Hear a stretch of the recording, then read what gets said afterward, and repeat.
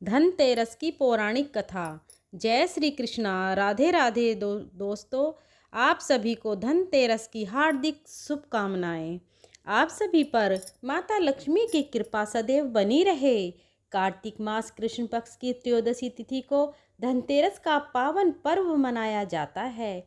इस दिन देवी लक्ष्मी, कुबेर और भगवान धनवंतरी की पूजा अर्चना की जाती है। धन त्रयोदशी को धनतेरस या धन त्रयोदशी के नाम से भी जाना जाता है, क्योंकि इसी दिन आयुर्वेद के भगवान धन्वंतरी जी का आविर्भाव इस धरातल पर हुआ था। इसलिए इस दिन को स्वास्थ्य, आरोग्य और सुखकारी के लिए भी अत्यंत महत्वपूर्ण माना गया है। इस दिन भगवान धन्वंतरी की पूजा आराधना करनी चाहिए। आज मैं आपको धन्वंतरी की पौराणिक कथाएं सुनाने जा रही हूँ। इसमें 3 कथाएं प्रमुख हैं, जो अलग अलग रूप और आशीर्वाद को प्रदान करती हैं। ऐसा माना जाता है कि इस दिन भगवान धन्वंतरी समुद्र मंथन के समय अमृत कलश लेकर प्रकट हुए थे।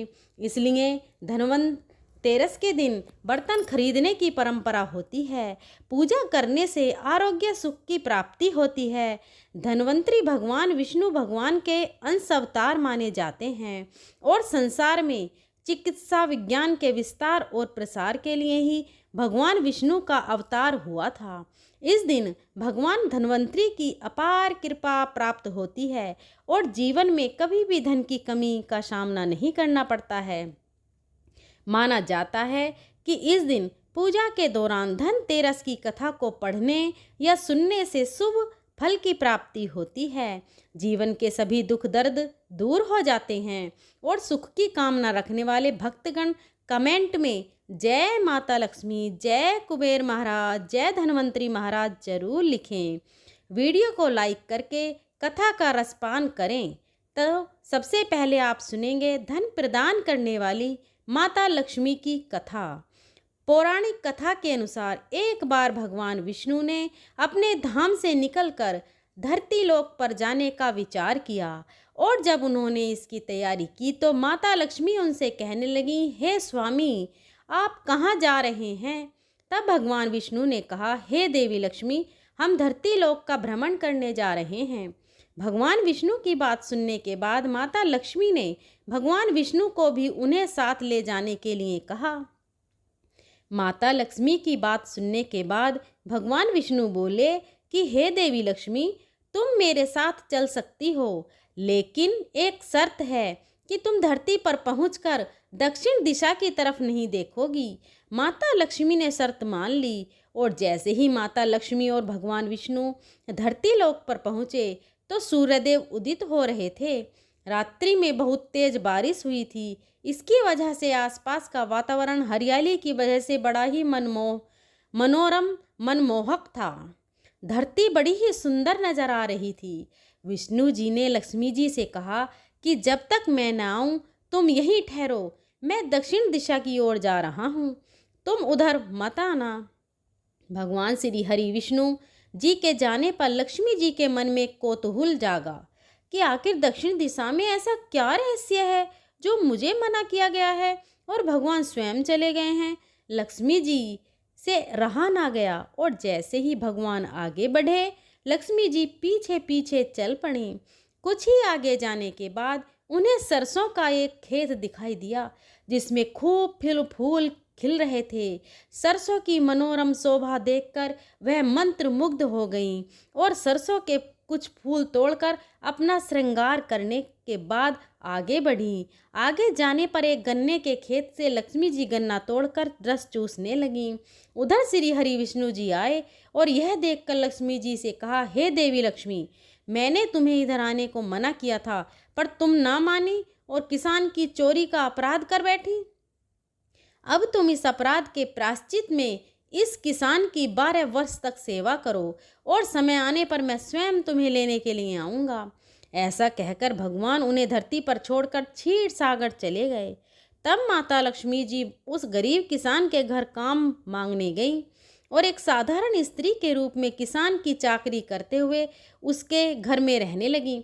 एक दिन देवी लक्ष्मी जी ने उस किसान की पत्नी से कहा कि तुम स्नान कर पहले मेरे द्वारा बनाई गई देवी लक्ष्मी का पूजन करो, तत्पश्चात रसोई बनाना। तुम जो मांगोगी तुम्हें वही मिलेगा। माता लक्ष्मी ने जैसा कहा था, किसान की पत्नी ने वैसा ही किया। पूजा के प्रभाव और लक्ष्मी जी की कृपा से किसान का घर दूसरे ही दिन अन्न धन रत्न स्वर्ण आदि से भर गया। लक्ष्मी जी ने किसान को धन धान्य से परिपूर्ण कर दिया। किसान के 12 वर्ष बड़े आनंद पूर्वक व्यतीत हो गए। फिर 12 वर्ष के बाद लक्ष्मी जी जाने के लिए तैयार हुई और भगवान श्री हरि विष्णु जी लक्ष्मी जी को लेने के लिए आए। फिर क्या था, किसान ने उन्हें भेजने से इनकार कर दिया। तब भगवान ने किसान से कहा कि इन्हें कौन जाने देता है, यह तो चंचला हैं, कहीं नहीं ठहरती, इनको बड़े बड़े लोग नहीं रोक सके। इनको मेरा श्राप था, इसलिए 12 वर्ष से तुम्हारी सेवा कर रही थी। तुम्हारे 12 वर्ष सेवा का पूरा समय पूरा हो चुका है। किसान हठपूर्वक बोला कि नहीं, अब मैं लक्ष्मी जी को नहीं जाने दूंगा। तब लक्ष्मी जी ने कहा कि हे किसान, तुम मुझे रोकना चाहते हो तो मैं कहूँ वैसा करो। कल कार्तिक मास कृष्ण पक्ष की त्रयोदशी है। तुम कल घर को लीपा पोत कर स्वच्छ करना, रात्रि में घी का दीपक जलाकर रखना, सायं काल में पूजन करना और एक तांबे के कलश में रुपए भरकर मेरे लिए रखना। मैं उस कलश में निवास करूंगी, किंतु पूजा के समय मैं तुम्हें दिखाई नहीं दूंगी, अर्थात अदृश्य रहूंगी। इस एक दिन की पूजा से वर्ष भर में तुम्हारे घर से नहीं जाऊंगी। यह कहकर वह दीपकों से प्रकाश के साथ 10 दिशाओं में फैल गई। अगले दिन किसान ने लक्ष्मी जी के कथन अनुसार पूजा किया और उसका धन धान्य से परिपूर्ण हो गया। उसी समय से हर वर्ष 13 के दिन लक्ष्मी जी की पूजा की जाती है और उनसे सदा के लिए अपने घर में निवास करने की प्रार्थना की जाती है। तो प्रेम से बोलिए लक्ष्मी मात की जय। प्रिय श्रोताओं, अब आइए श्रवण करते हैं धनतेरस के दिन सुनी जाने वाली यमदेव की कथा। इस कथा को श्रवण करने से अकाल मृत्यु नहीं होती है और घर में धन धान्य की कमी नहीं पड़ती। पौराणिक कथा के अनुसार एक बार यमराज ने यमदूतों से पूछा कि तुम लोग अनंत काल से प्राणियों के शरीर से प्राण का हरण कर निष्प्राण करने का दुखदायी कार्य कर रहे हो। प्राणियों को मृत्यु की गोद में सुलाते समय क्या तुम्हारे मन में कभी दया का भाव नहीं आता? यदि कभी ऐसा हुआ है तो मुझसे कहो, आज मैं तुम्हारी पीड़ा सुनने को उत्सुक हूँ। लेकिन दूत यमदेवता के भय से बार बार यही कहते रहे कि हे स्वामी, हम तो अपना कर्तव्य निभाते हैं, आपकी आज्ञा का पालन करते हैं। तब यमदेवता समझ गए कि दूत ये बातें किसी दंड भय के कारण बता रहे हैं या कर्तव्य में घोषित कर दिए जाने के भय से ही कर रहे हैं। तब उन्होंने यमदूतों के साथ प्रेम पूर्वक बात करके उनके मन में व्याप्त भय दूर किया और पुनः वही प्रश्न किया। यमदूत के प्रेम पूर्वक बात करने पर दूतों ने एक घटना का जिक्र किया। उन्होंने कहा कि यमदेवता, एक बार राजा हेम के पुत्र का प्राण लेते समय उसकी नवविवाहिता पत्नी का करुण विलाप सुनकर हमारा हृदय भी पसीज गया था। इच्छा हो रही थी कि इसके प्राण न लें, क्योंकि वह तो अल्पायु था। मात्र 16 वर्ष की अवस्था में उसके प्राण शरीर से बाहर आ रहे थे। लेकिन विधि के विधान के अनुसार हम चाहकर भी कुछ न कर सके। यह सुनकर यमराज की मुझे पूरा प्रसंग विस्तार से सुनाओ। यमराज का आदेश पाकर दूत ने प्रसंग बताना शुरू किया। उसने बताया कि एक बार हंस नामक एक प्रतापी राजा शिकार के लिए वन में निकले और भटकते हुए दूसरे राजा हेमराज के राज्य में पहुंच गए। भूख प्यास से व्याकुल राजा हंस का हेमराज ने बड़ा स्वागत किया। उसी दिन हेमराज को पुत्र की प्राप्ति हुई थी। कई वर्ष की प्रतीक्षा के बाद उसने यहाँ पुत्र रूप में संतान की प्राप्ति हुई। तो इस मौके पर उत्सव का आयोजन किया गया था, जहाँ एक परंपरा के अनुसार ज्योतिषी को भी बुलाया गया था। जिन्होंने यह भविष्यवाणी की कि हे राजन, अपने पुत्र का विवाह मत करना, क्योंकि विवाह के चौथे ही दिन सर्प के काटने से इसकी अकाल मृत्यु हो जाएगी।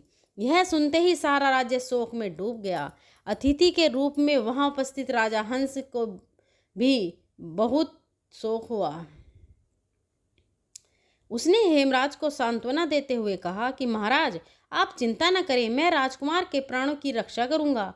अपने वचन का निर्वाह करने के लिए राजा हंस ने यमुना तट पर एक ऐसे किले का निर्माण कराया जिसमें बिना अनुमति के तो पवन भी प्रवेश नहीं कर सकती थी। उसी किले में सुरक्षा के बीच राजकुमार तरुण हुआ। राजकुमार ने कभी कोई स्त्री नहीं देखी थी, लेकिन देवयोग से उसे एक दिन एक राजकुमारी दिख गई। दोनों एक दूसरे को देखकर मोहित हो गए और उन्होंने आपस में गंधर्व विवाह कर लिया। दोनों साक्षात कामदेव और रति देवी के युगल के समान प्रतीत होते थे। राजा हंस को पता चला तो उसे ज्योतिषी की भविष्यवाणी याद आई। हंस और राजा हेमराज दोनों ने ही विधि के विधान को बदलने का निश्चय किया।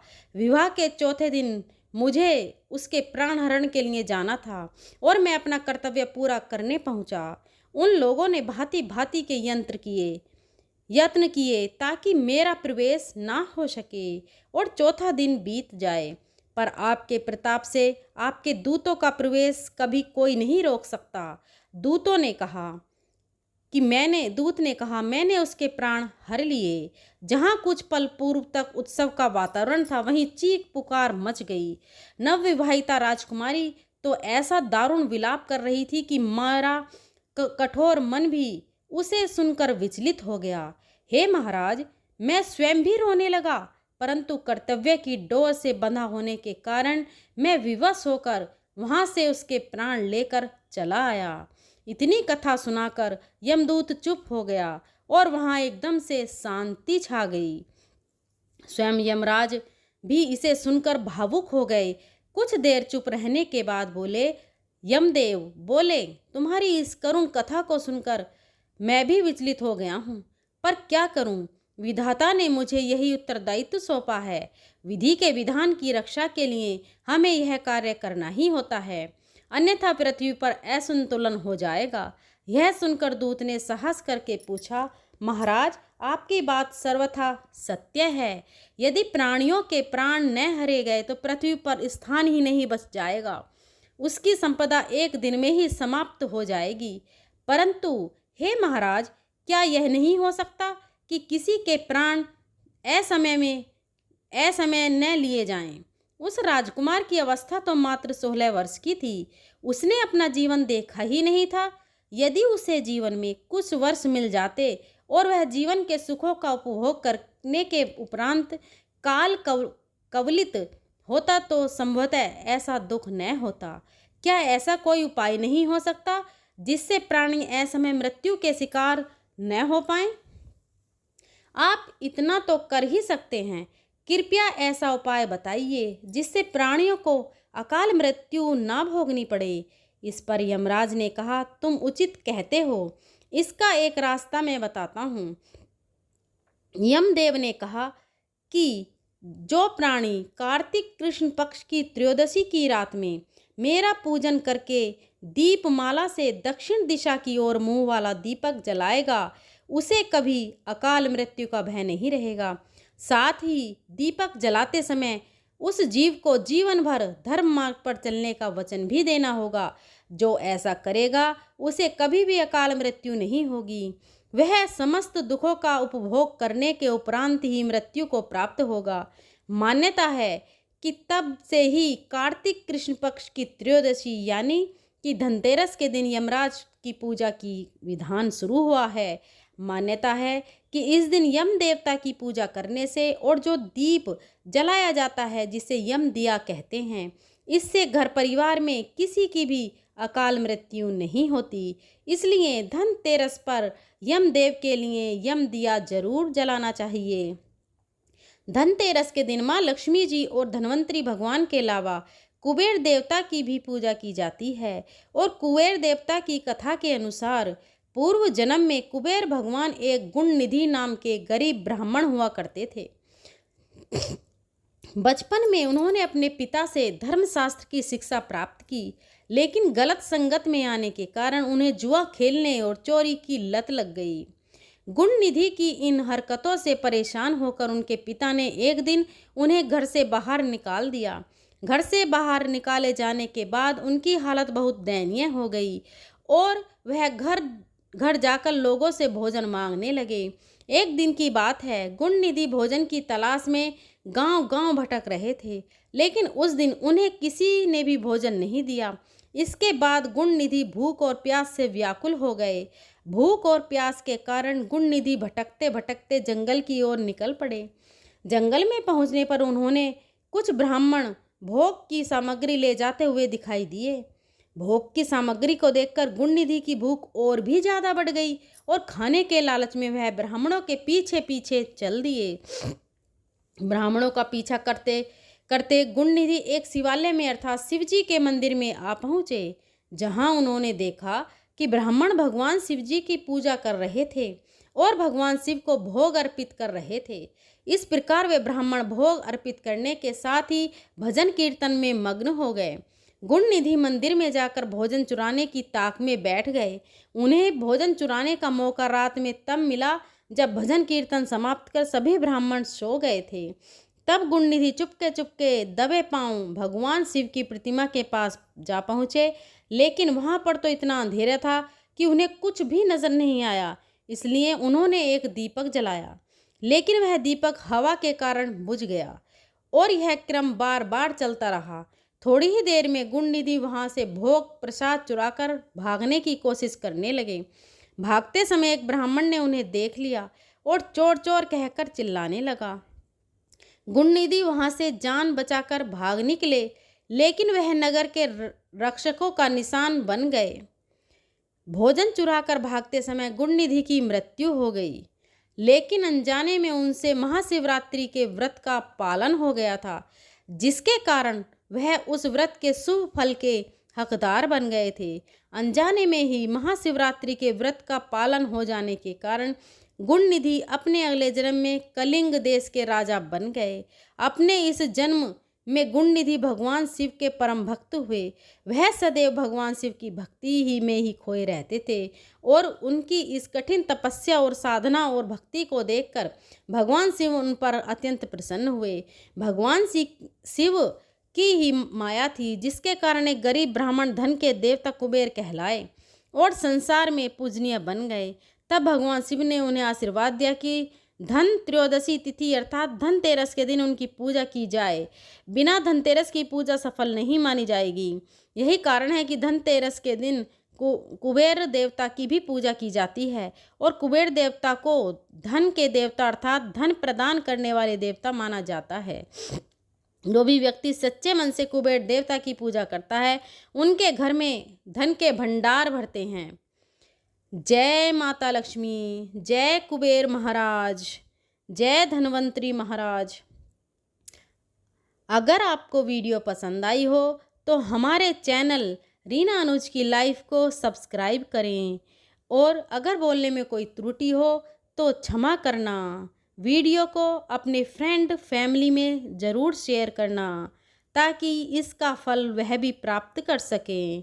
धन्यवाद।